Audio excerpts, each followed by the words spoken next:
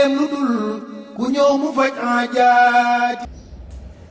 waaye Diop tey ñu ñëw di waxtaanee li nga xam ne mooy masturbation ñu koy wax mballu lu waral parfois ñii di si dem ba di si accro ci wàllu mballu lu waral loolu.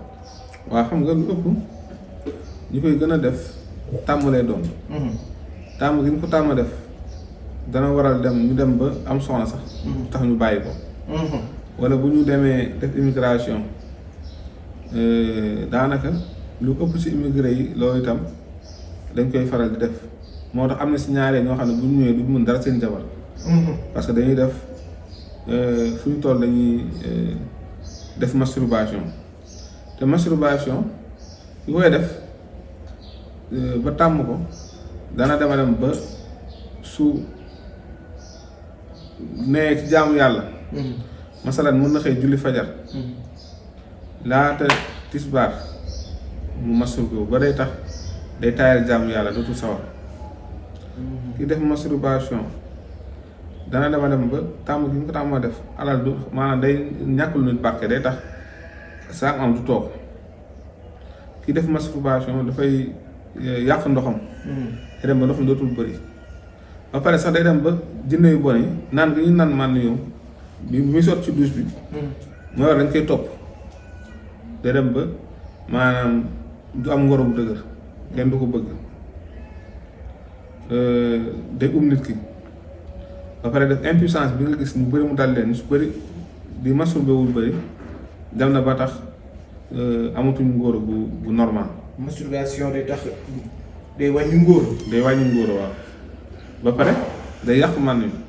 d'accord ba pare loxo dafa bëri toogee. moom toog ki koy faral def dana dem ba dootu am érection bu normal maanaam pour mu jógal awraam jóg dëgër dootu mën a nekk ba pare ñu bëri ñu jàmbat awra bu gàtt. fekk tàmm masturbation bi ñu ko tàmm def bu ñu nee xale mu gàttal seen awra. masturbation aussi Diop boo koy def day tax sa awra day dellu. waaw mu ngi noonu waaw yooyu yëpp masturbation la koy def. masturbation mën na pousser góor mu dem ba tële. waaw effectivement maanaam ñu bëree bëri tey tële gi ñu am. yàgg masturbé moo leen ko def. léegi ñoo xamante ne fi ñu xàmmee ci 15 ans wala 14 ans léegi masturbé ba am 25 ans door am jabar wala 30 ans door am jabar. bu ko defee mooy waral ñuy gaaw a daanu kuy masturbé wu ku tàmm masturbé wu day dem ba day gaaw a daanu dootu mën a sax tenir 2 minutes ndax ñu dañu koy jàmbat.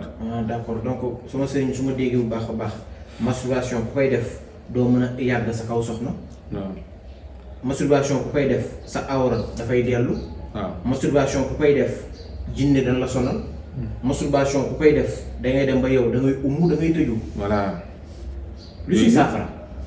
waaw saafara si mooy ku mel ni ñun ku koy def bu ko bàyyi boobaa am na cuuraay boo xam ne moom lañ lay dimbalee suñ la ko joxee ak cangar bi muy àndal. macha allah. day génn sa xel lépp looy def lu bon rek. yëmu rek sax ci masturbation même ngay jëfandikoo tey Sénébar. yàmba wala ngay jëfandikoo sàngara.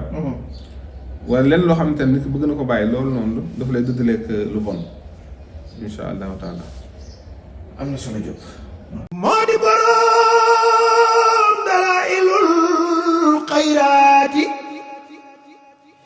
yitteem lu dul ku ñëw mu faj aajaati.